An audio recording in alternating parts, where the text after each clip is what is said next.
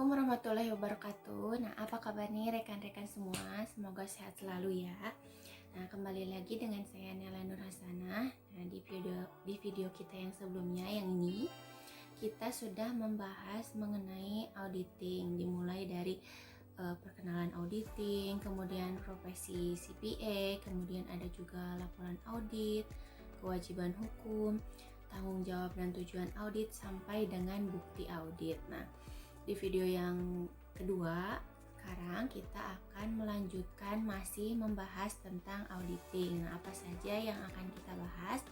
Di video kali ini kita akan membahas lebih lanjut mengenai auditing, dimulai dari perencanaan audit dan prosedur analitis, kemudian materialitas dan resiko, kemudian ada juga audit atas pengendalian internal menurut Section 404 berikut dengan risiko pengendaliannya. Ada juga audit kecurangan, kemudian dampak teknologi informasi terhadap audit, dan yang terakhir kita akan membahas rencana dan program audit secara keseluruhan. Nah, sebelum kita mulai videonya, jangan lupa like, comment, dan subscribe. Yang pertama yang akan kita bahas yaitu perencanaan audit dan prosedur analitis. Nah, apa sih perencanaan audit itu? Nah, sebelum kita masuk ke perencanaan audit, kita harus tahu dulu nih perencanaan audit itu dilakukan untuk apa. Nah, yang pertama, perencanaan itu dilakukan dengan alasan untuk memungkinkan auditor memperoleh bahan bukti kompeten yang cukup untuk kondisi yang ada. Kemudian yang kedua, membantu menjaga biaya audit tetap wajar, dan yang ketiga, menghindari kesalahpahaman dengan kliennya.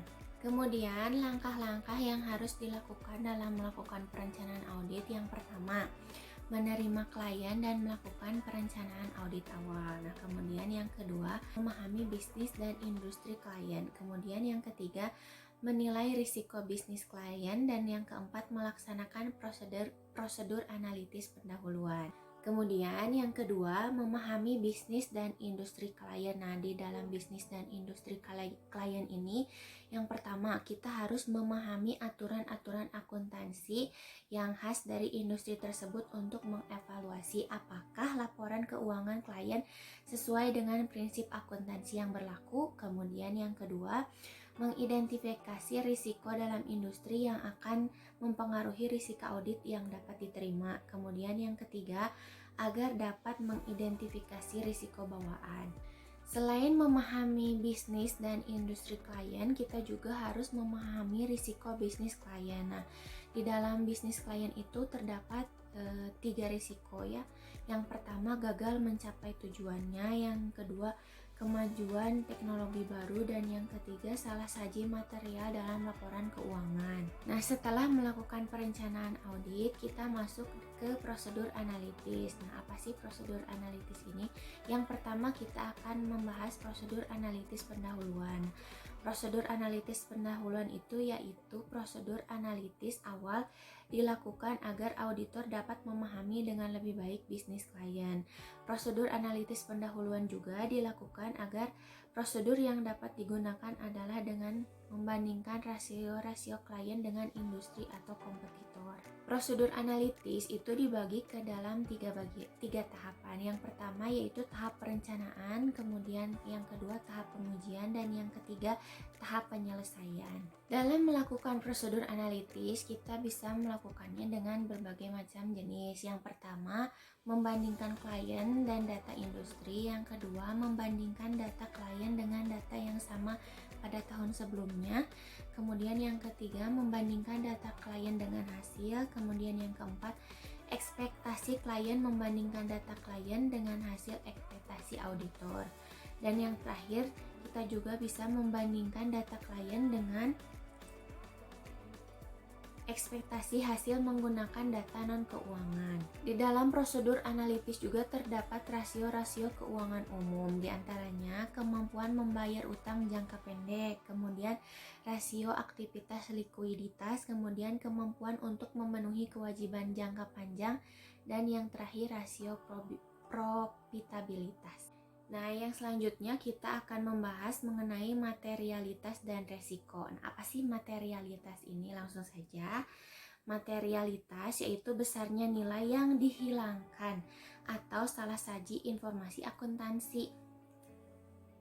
Yang dilihat dari keadaan yang melingkupinya dapat mengakibatkan perubahan atas atau pengaruh terhadap pertimbangan orang yang meletakkan kepercayaan terhadap informasi tersebut karena adanya penghilangan atau salah saji. Nah, jadi konsep materialitas ini sangat penting ya teman-teman dalam audit laporan keuangan. Kenapa demikian? Karena auditor tidak bisa memberikan jaminan bagi siapapun bahwa laporan keuangan auditan adalah akurat. Jadi, auditor itu dalam audit laporan keuangan hanya memberikan keyakinan atau assurance sebagai berikut. Yang pertama, bahwa jumlah-jumlah yang disajikan dalam laporan keuangan beserta pengungkapannya telah dicatat, diringkas, digolongkan, dan dikompilasi. Kemudian yang kedua, bahwa ia telah mengumpulkan bukti kompeten yang cukup sehingga sebagai dasar memadai untuk memberikan pendapat atas laporan keuangan auditan. Dan yang ketiga, bahwa laporan keuangan sebagai keseluruhan disajikan secara wajar dan tidak terdapat salah saji material karena kekeliruan atau kecurangan. Nah, yang keempat, konsep yang melandasi keyakinan yang diberikan oleh auditor. Yang pertama, konsep materialitas, dan yang kedua, konsep risiko audit. Pertimbangan materialitas itu dibagi dua ya teman-teman. Yang pertama pertimbangan kuantitatif dan yang kedua pertimbangan kualitatif. Tingkatan materialitas juga dibagi dua. Yang pertama tingkatan materialitas pada tingkat laporan keuangan dan yang kedua materialitas pada tingkat saldo akun. Nah, pada saat apa sih auditor menggunakan atau menerapkan materialitas ini? Yang pertama dalam perencanaan audit dan yang kedua pada saat mengevaluasi bukti audit dalam pelaksanaan audit. Nah, apa sih hubungan materialitas dengan bukti audit? Nah, secara tidak langsung materialitas itu sangat berhubungan ya teman-teman dengan bukti audit karena semakin rendah tingkat materialitas maka semakin besar jumlah bukti audit yang diperlukan. Nah, kemudian apa sih resiko audit itu? Resiko audit adalah risiko yang terjadi dalam hal auditor tanpa disadari tidak memodifikasi pendapatnya sebagaimana mestinya atas suatu laporan keuangan yang mengandung salah saji material. Kemudian semakin pasti auditor dalam menyatakan pendapatnya, maka semakin rendah risiko audit yang auditor bersedia untuk menanggungnya. Karena kembali lagi ya teman-teman bahwa laporan audit itu tidak 100% akurat. Jadi jika diinginkan tingkat kepastian 99%, risiko audit yang auditor bersedia untuk menanggungnya adalah 1% saja. Nah, unsur-unsur risiko audit yang pertama ada risiko bawaan, yang kedua ada risiko pengendalian, dan yang ketiga ada risiko deteksi.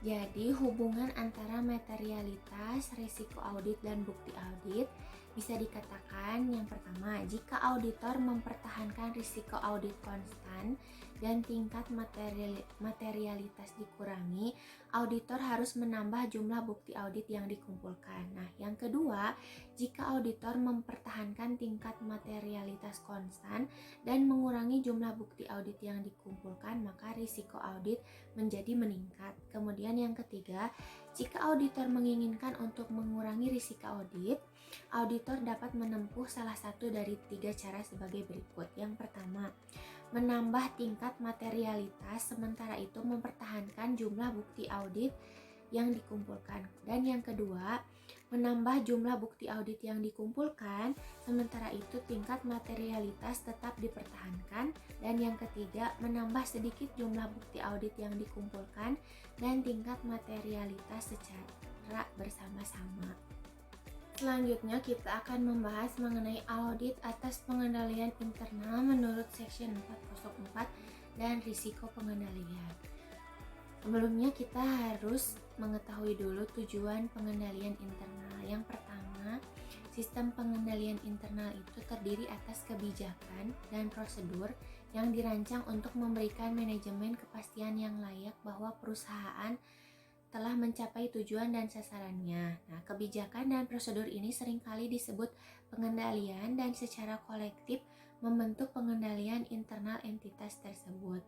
Nah, apa sih tanggung jawab manajemen dan auditor atas pengendalian internal? Nah, manajemen bertanggung jawab untuk menetapkan dan menyelenggarakan pengendalian internal entitas, sementara auditor bertanggung jawab memahami dan menguji pengendalian internal atas pelaporan keuangan. Sementara tanggung jawab auditor untuk memahami pengendalian internal dibagi menjadi dua, yaitu pengendalian atas reliabilitas pelaporan keuangan dan yang kedua pengendalian atas kelas-kelas transaksi.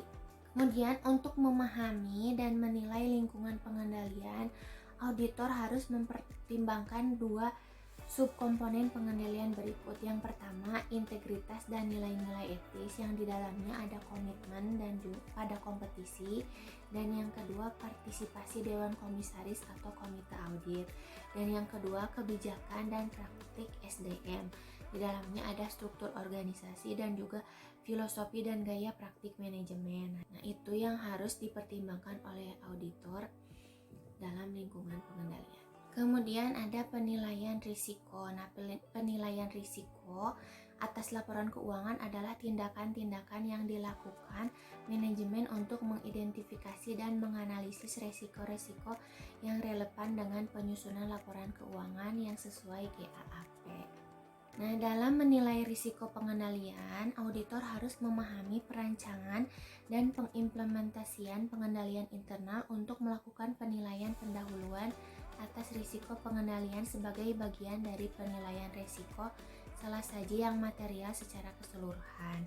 Nah, ada dua faktor utama yang menentukan auditabilitas. Yang pertama yaitu integritas manajemen dan yang kedua kememadaian catatan akuntansi. Kemudian, catatan akuntansi itu merupakan sumber bukti audit yang penting bagi sebagian besar tujuan audit.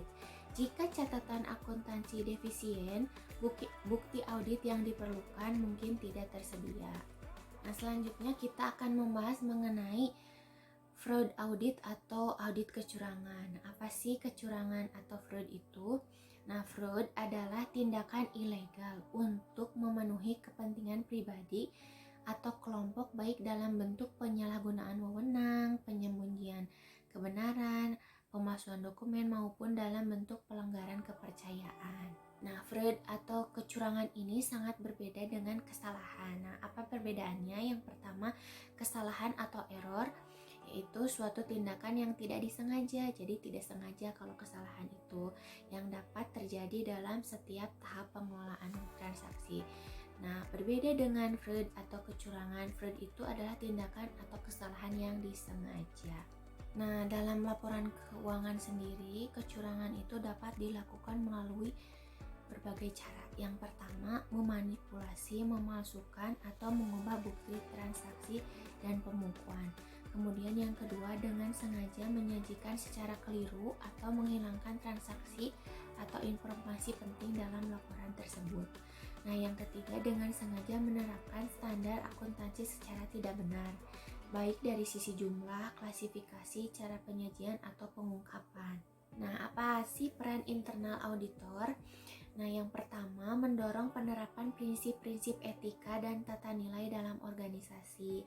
Yang kedua, memastikan efektivitas dan akuntabilitas kinerja manajemen, mengkomunikasikan secara efektif risiko dalam bidang-bidang kritikal organisasi serta SPI yang diperlukan untuk mengatasinya. Dan yang ketiga, meningkatkan kualitas komunikasi dalam organisasi, baik komunikasi internal organisasi maupun komunikasi eksternal organisasi.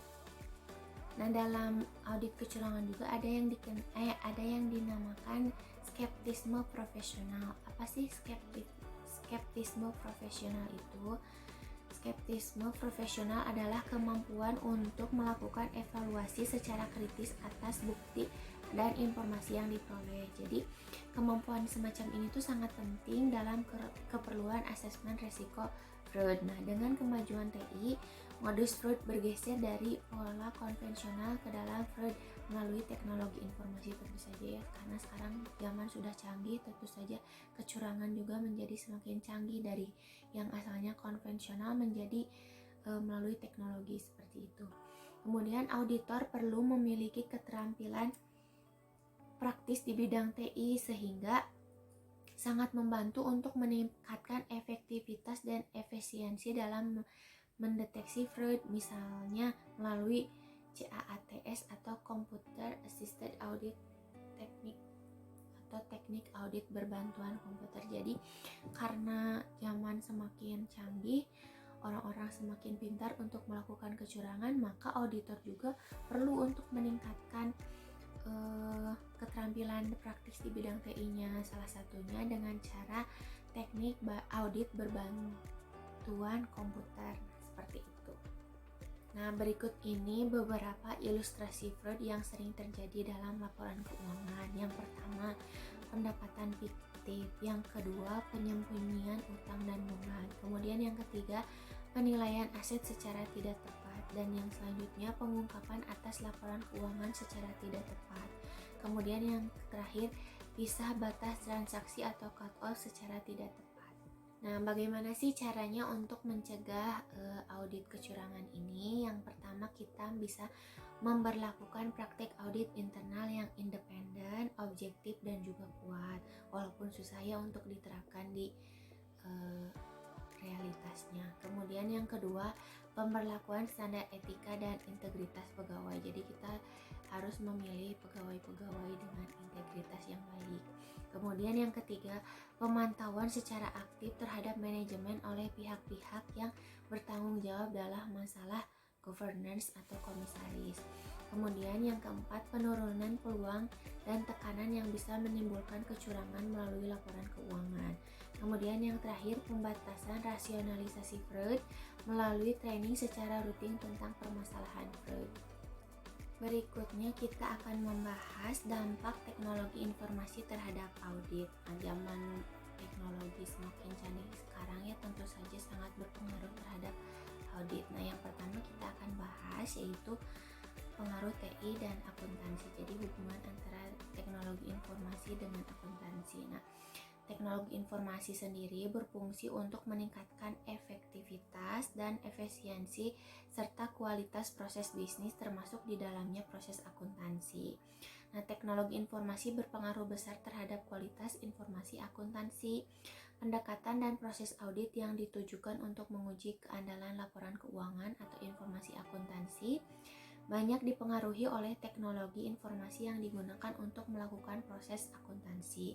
Auditor harus memahami keunggulan dan kelemahan teknologi informasi itu sendiri. Nah, keunggulan dari teknologi informasi itu sendiri, yang pertama, kemampuan untuk memproses transaksi yang kompleks dalam jumlah yang besar secara efektif dan efisien. Jadi sangat jauh berbeda dengan konvensional. Jika konvensional, kita pasti akan memiliki batasan-batasan untuk melakukan atau memproses transaksi atau data-data dalam jumlah yang besar. Nah, sementara kalau melakukannya dengan teknologi informasi itu akan lebih efektif dan efisien, seperti itu.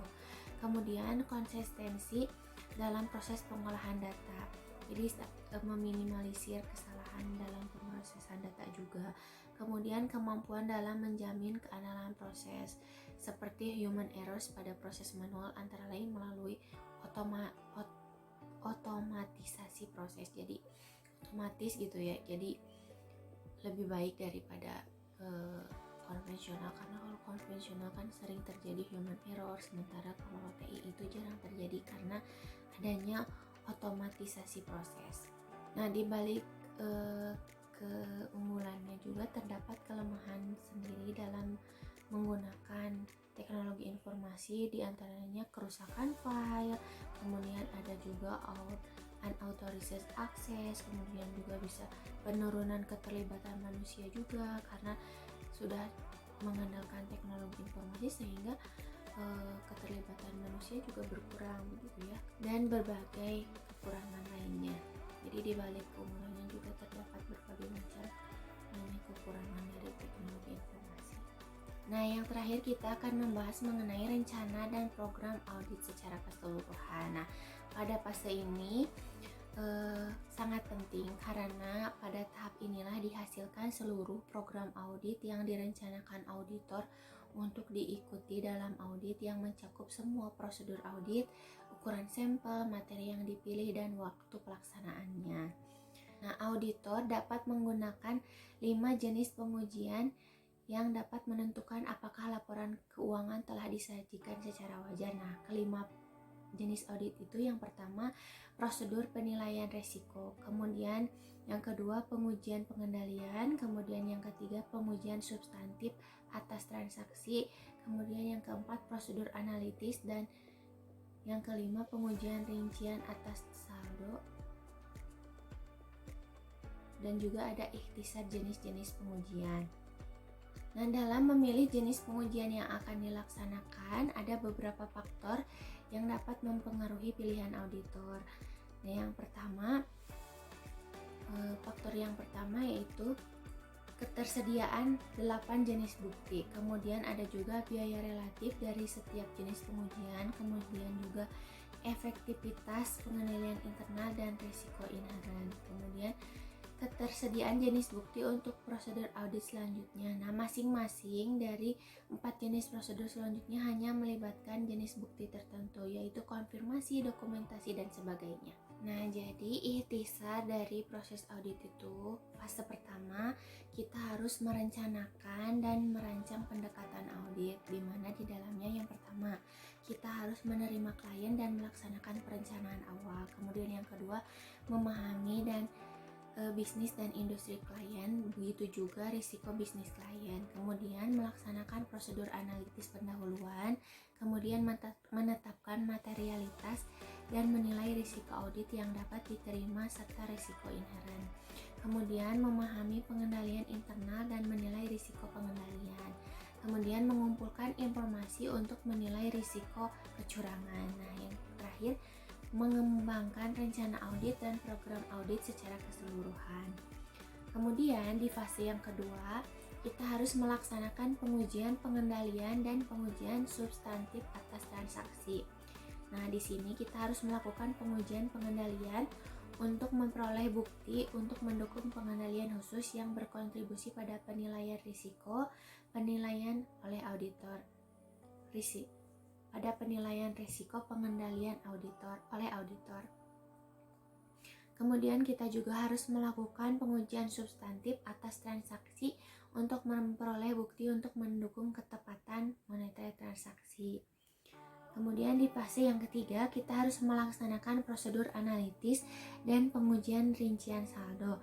Nah, tujuan dari fase ini tuh untuk memperoleh bukti tambahan yang mencukupi guna menentukan apakah saldo akhir dan catatan kaki atas laporan keuangan telah dinyatakan secara wajar. Kemudian yang terakhir yaitu fase keempat, kita harus menyelesaikan audit dan mengeluarkan laporan audit. Jadi hasil dari audit itu tentu saja laporan audit ya. Nah, untuk melaksanakan pengujian tambahan untuk penyajian dan pengungkapan. Kemudian kita juga harus mengumpulkan bukti audit. Kemudian kita juga harus mengumpulkan bukti akhir dan mengeluarkan laporan audit. Nah, jenis laporan yang akan dikeluarkan tergantung pada bukti yang dikumpulkan dan temuan audit. Kemudian berkomunikasi dengan komite audit dan manajemen. Nah, auditor diwajibkan untuk mengomunikasikan defisiensi yang signifikan dalam pengendalian internal kepada komite audit atau manajemen senior. Mungkin cukup sekian pembahasan auditing dari saya. Semoga bermanfaat dan mohon maaf apabila banyak terdapat kekurangan. Wassalamualaikum warahmatullahi wabarakatuh. Sampai jumpa lagi.